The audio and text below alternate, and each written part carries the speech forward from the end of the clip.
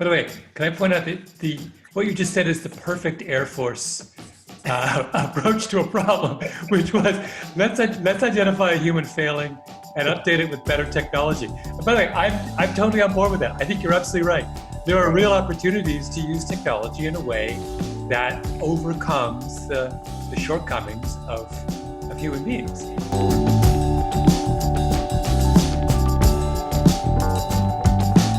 All right, ladies and gentlemen, it's me, K. Wright, your Chief Master Sergeant of the Air Force, with our final edition of The New Normal. And today I have with us Malcolm Gladwell, journalist, author of 5 New York Times bestsellers, I think 5, to include the most recent, Talking to Strangers, one of my absolute favorite books that I've recommended to many of you out there. So it's a pleasure to have him on. Malcolm, welcome to the show. Thank you. My pleasure. Yeah, good. So, hey, I'm wondering a couple of different things that's happening in our country right now between COVID-19 and the issues with race. Which of these issues concerns you more? The race issue. I don't think it's because I think that is, first of all, that's an issue that's been with us for hundreds of years now, and that requires a complicated and coordinated effort from many sections of society. COVID-19 is a narrow, time-limited problem that, knock on wood, will be behind us in a year and a half.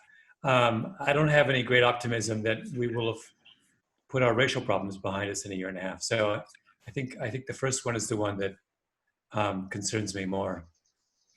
Yeah. Does it feel different this time to you though? So we've had issues in the past with Rodney King and with Ferguson, but does this kind of revolution with respect to race, does this one feel any different? A little bit. I mean, one of the things that I tried to do in my book, Talking to Strangers, was to shift the conversation and say this relentless focus on the individuals involved in these kinds of, like I focused on this case of Sandra Bland, this young African-American woman who confronts or has a confrontation, or rather she didn't have the confrontation. The police officer forces a confrontation with her on a street in Texas. And our first impulse in those, whenever these cases happen, they happen all the time, is to look very closely at the individuals involved and look for clues in their personality and their their beliefs, their ideology. And I wanted to take a step back and say, that only gets you so far. You have to start looking at a system-wide level if you want to understand these problems. And we have been very reluctant over the last, the many generations we've been confronted with these problems, to look at them systematically. And I think with George Floyd, I feel like there was finally a turn where people were willing to say, all right, maybe this is an opportunity to rethink how we do policing in this country. And I found that very optimistic. And I feel like that discussion, when we're done with it, will be something that the police will endorse. I don't think they want to be healthcare workers or social workers, or we've given them 5 different roles they're not well suited to be. And I think if we do this properly, we will emerge with a much better, fair system of law enforcement. Yeah. So I heard you mention in one of your recent interviews that, maybe police shouldn't be doing traffic stops and some of the other things. I lived in Germany for a while, and they were literally, unless there was a DUI checkpoint or something, police didn't really do traffic stops. They did it all with cameras, and it seemed to be pretty effective because they hit you in the pocket. What do you think modern policing should look like? Yeah. By the way, can I point out that what you just said is the perfect Air Force approach to a problem, which was let's identify a human failing and update it with better technology. And by the way, I'm totally on board with that. I think you're absolutely right. There are real opportunities to use technology in a way that overcomes the shortcomings of human beings. That's a great example. But I just love that it came from. I always wonder what would happen if the world were run by Air Force people. Like it just would look so different. But we would. The where was? Oh yes, yeah. I think there are steps like that. I'm more interested in if you look at the numbers on the numbers of people who are the cases of people who are shot by police in one situation or another. A very large number of those are domestic calls, and they're domestic calls that involve very often mental illness or very often, and those are super tricky situations psychologically, and you don't get trained for that in a police academy. And so there's a real opportunity here, I think, for us to rethink the way authority interacts with the population. And this goes well beyond race because, if we accept the number that 1,000 people get killed every year by the police in this country, most of those people are not Black. So it goes. This is a particularly painful and sensitive subject for the African American community. However, it is an issue that affects all Americans, and I think that's a really important point to make when we have this discussion. That it's not about some, small insular minority group. It's about all of us. Right. Yeah. So I think policing and the criminal justice system is one part of the discussion about race. What about the other systemic issues that we have in economics and housing and healthcare and whatnot? How do you see?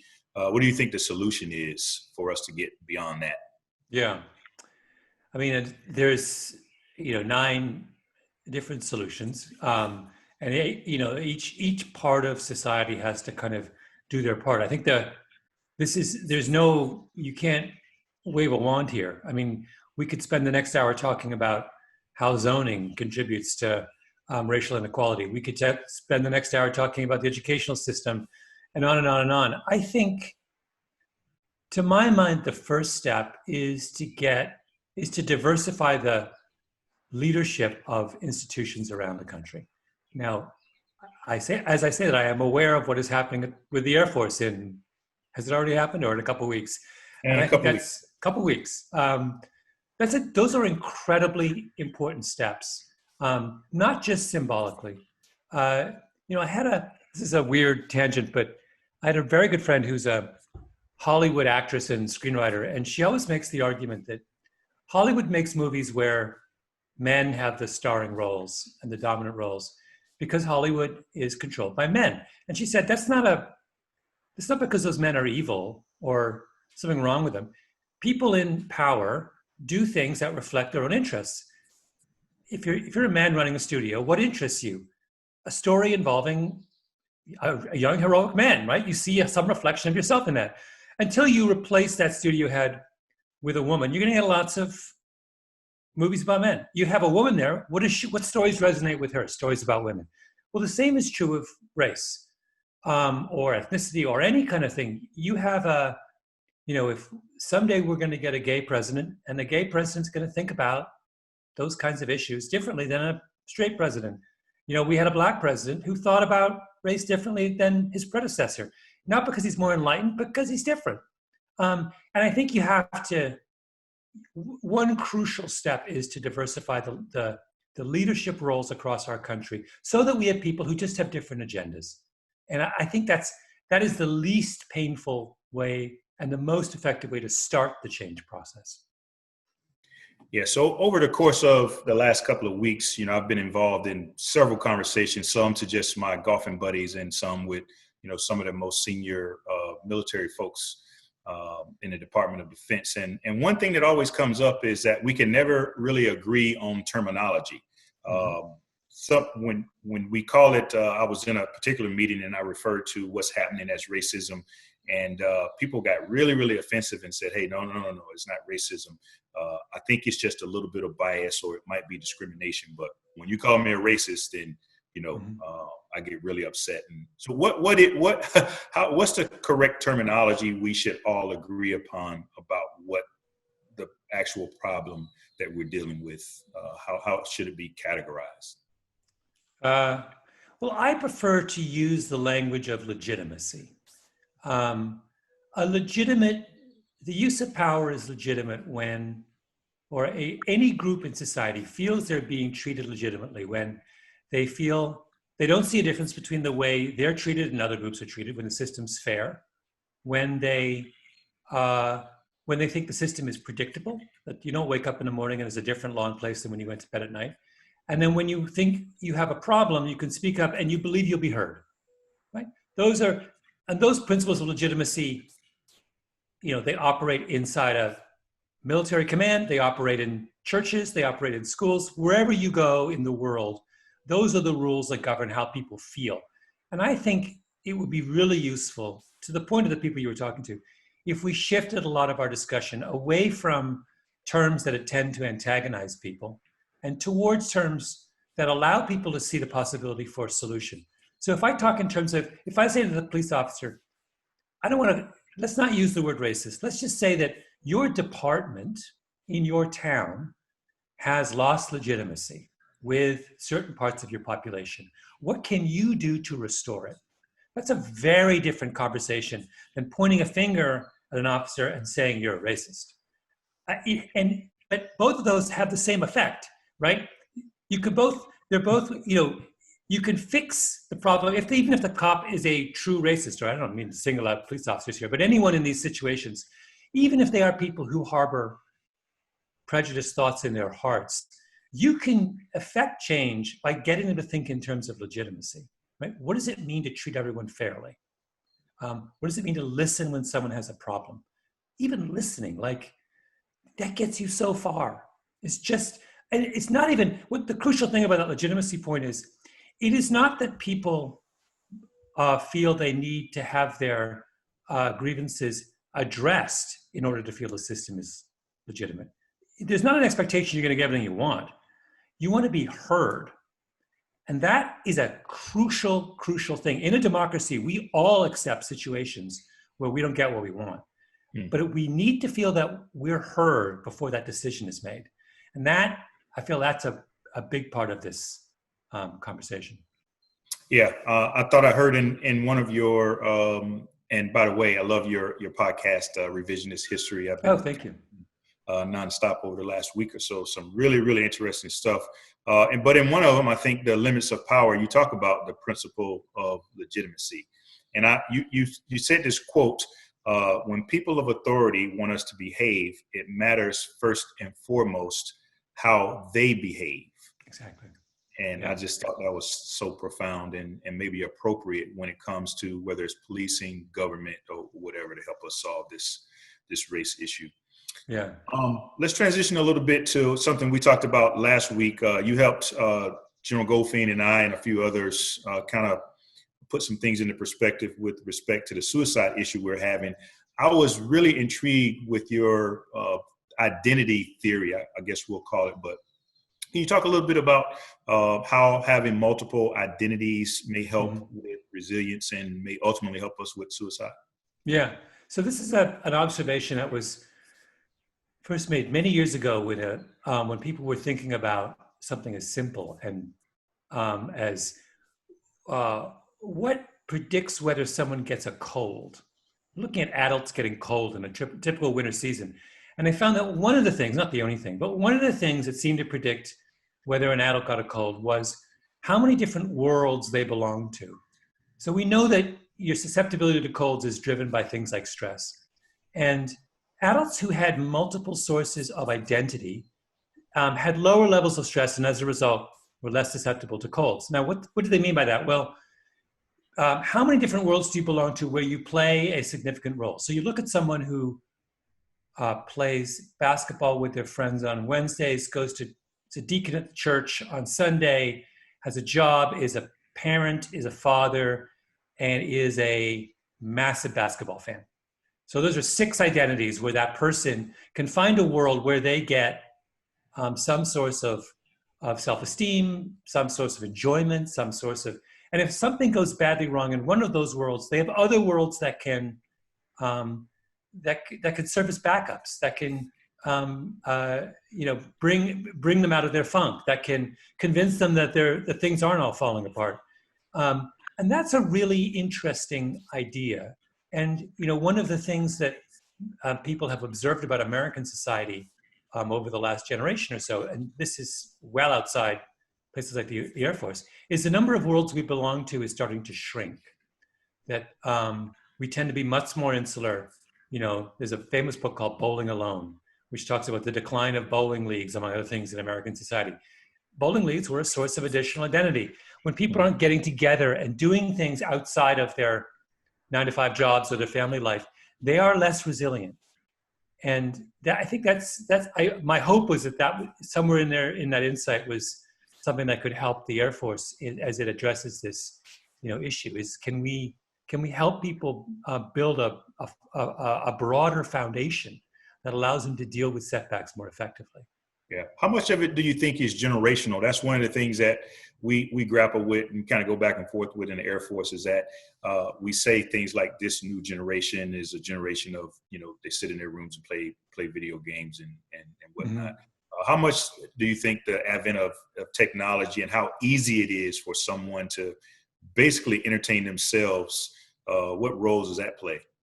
I do think it's a significant issue. If you just compare the way, you grew up as a child to the way, I don't know if you have kids, but the way your kids grow up today, it's very different. I mean, I'm not going to say it's worse, but it is different. And you do see, if you counted the worlds you belong to as a 12-year-old and compare them to the average 12-year-old today, I think you would see a difference. I'm going to guess you maybe belong to more worlds than the average 12-year-old does today. So one of the things about the internet is it does tend to kind of monopolize our attention. On the call, I had mentioned that I listened to a discussion with the head of the NBA, Adam Silver, about, he was asked what his number one concern was in the game of basketball. And he said, the mental health of my players, which shocked me. And then he began to talk about exactly the same things that all the Air Force guys I talked to last week were talking about. I mean, it was uncanny. It's the same conversation. Here's a group of young, highly motivated men who do a demanding job that requires a great deal of attention and focus and discipline. And then they go back to their hotel rooms and they play video games. And he really worries about what happens when they have a setback in their life. So it's like, this is well beyond the Air Force. I think you're right. There's something about generational that's of importance here. Yeah, I really like the theory when you talked about it, because the experts that we've been dealing with over the last few years, they kind of identified connectedness and belongingness, or lack of belongingness, as one of the kind of contributing factors to our suicide rates. And so your idea of the more identities that you have, the more connected and the more belong you feel, I think is something.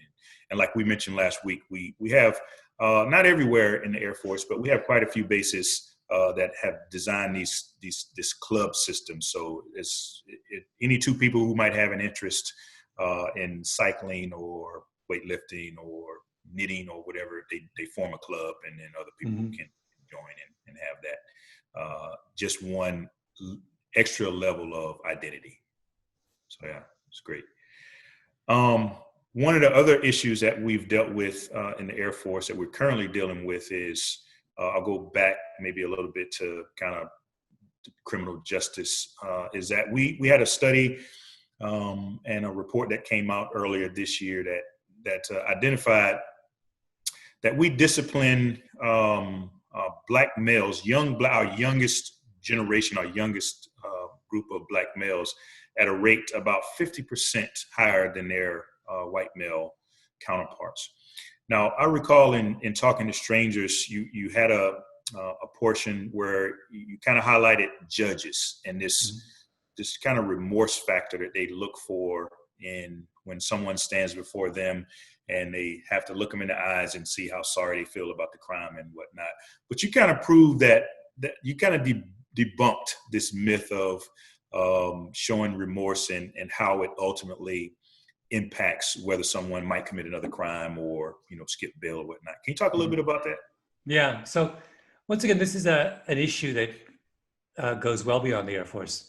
Obviously, we see exactly the same differentials in the criminal justice system, but also in if you look at kids who get suspended in high schools, there have been studies that have shown that, that Black kids who have engaged in the exact same behavior as their white counterparts are far more likely to be disciplined or suspended than white kids. So we see this differential pattern.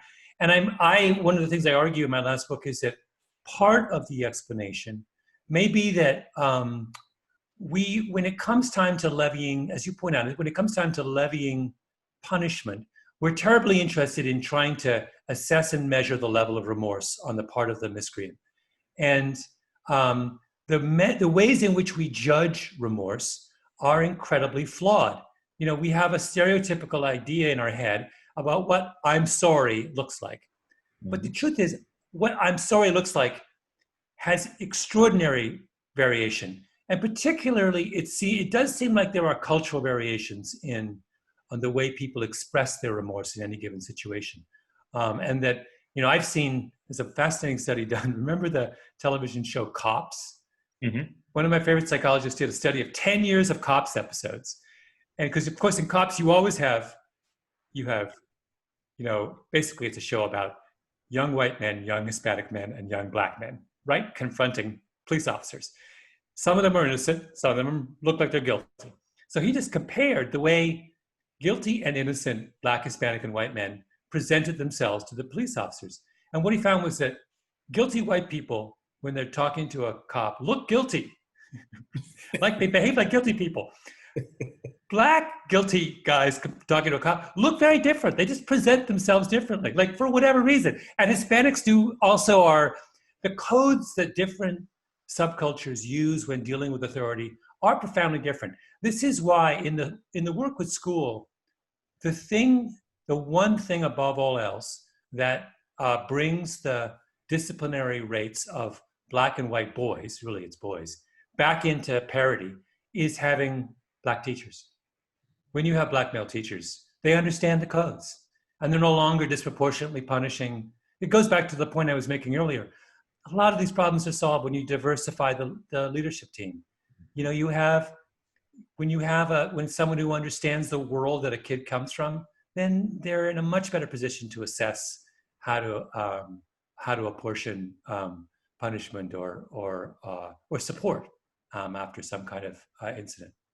Yeah, I think that really applies to this situation as we grapple with the other part of our issue in the Air Force. It's not just what we just described, the disparity in punishment, but what you just described is that the lack of Black male and Black leadership period in certain parts of our Air Force, and I think we have a pretty good plan to attack both of those issues. And as an Air Force, we've been doing a lot of great work. Speaking of leadership, one of the other concerns that we have is how do we develop and grow and select the right leaders in the Air Force? And your podcast, Powerball Revolution. You did an experiment, or you worked with a guy who did an experiment with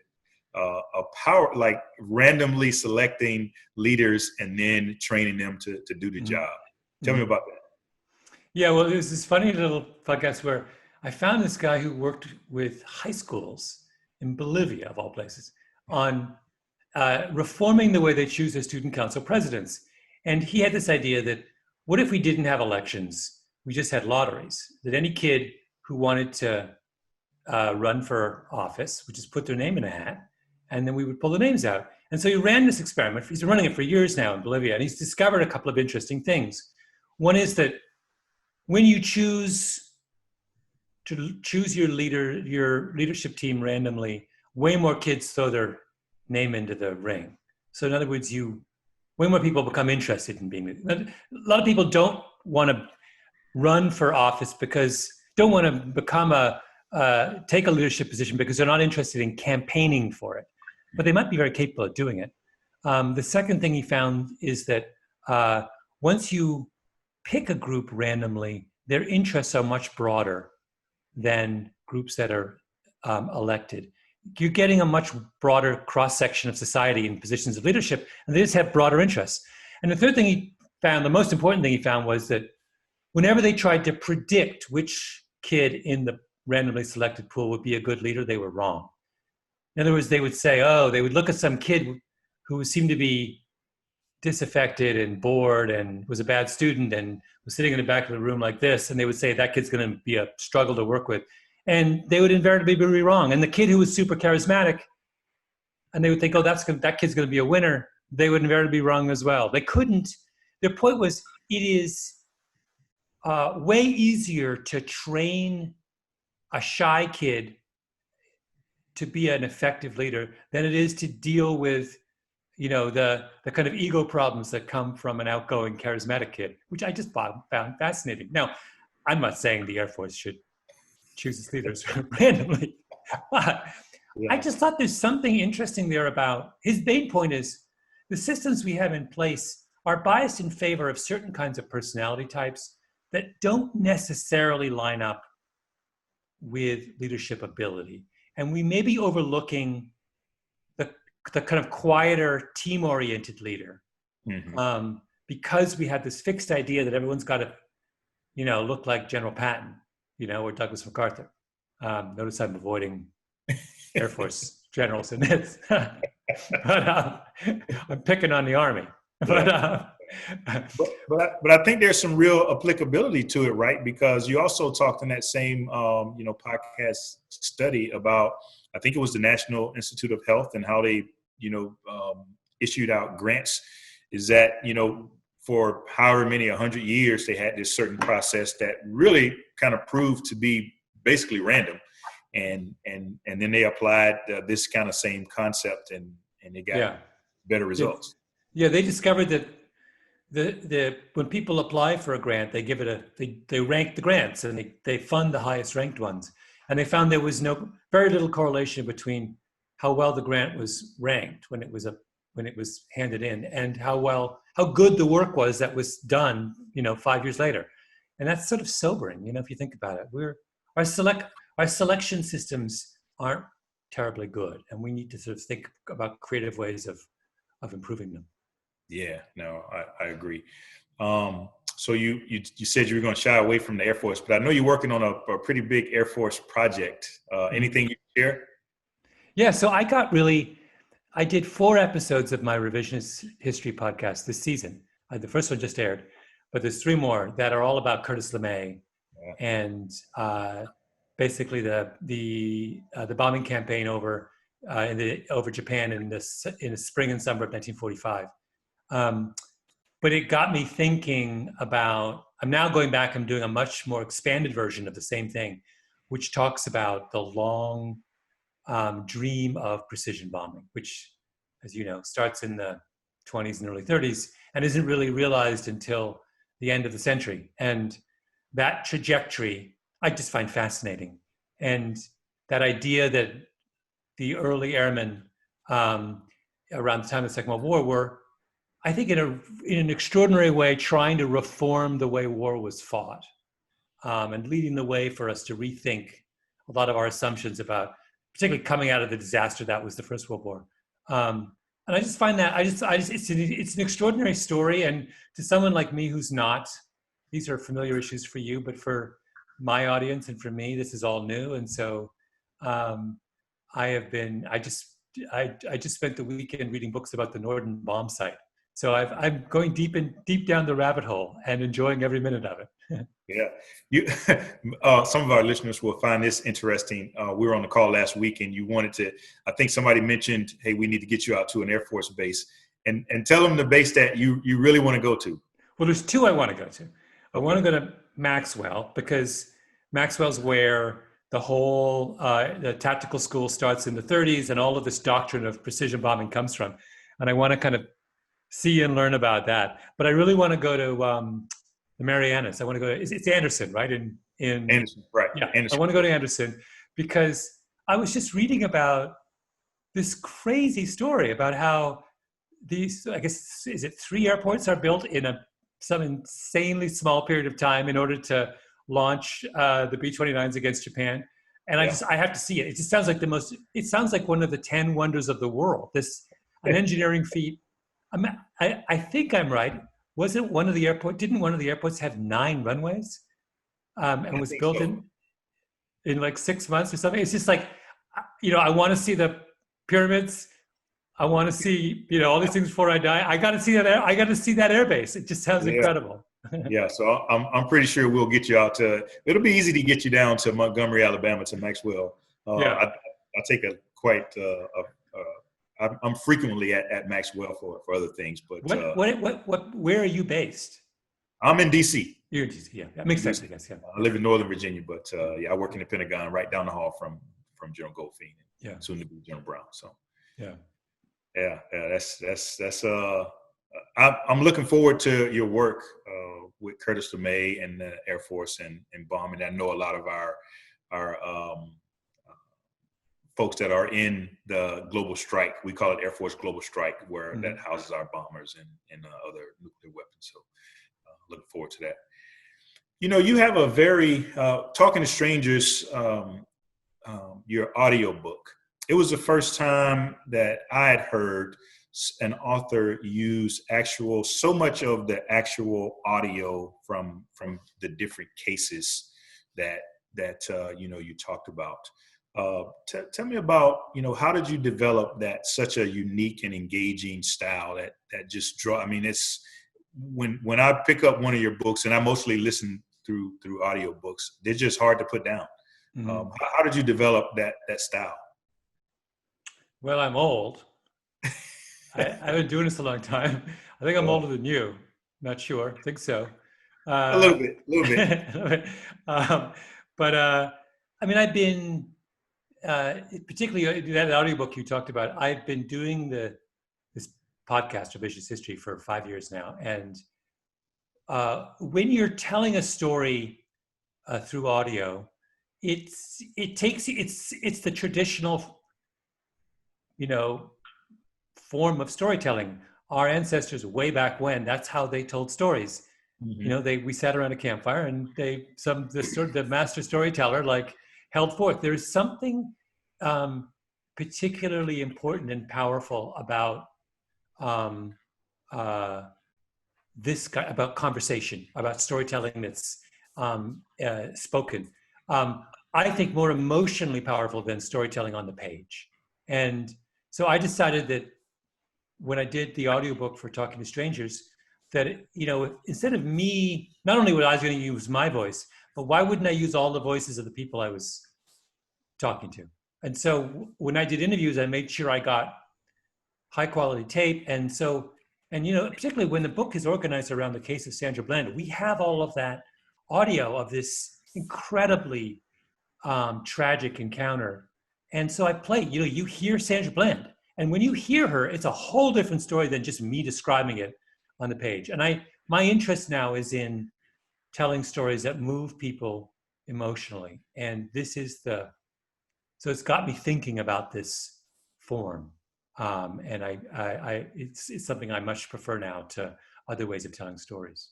Yeah, I tell you what, it's fascinating, and hopefully more authors will kind of follow your lead and use some real audio because it just it adds legitimacy to a lot of the stories that you're telling.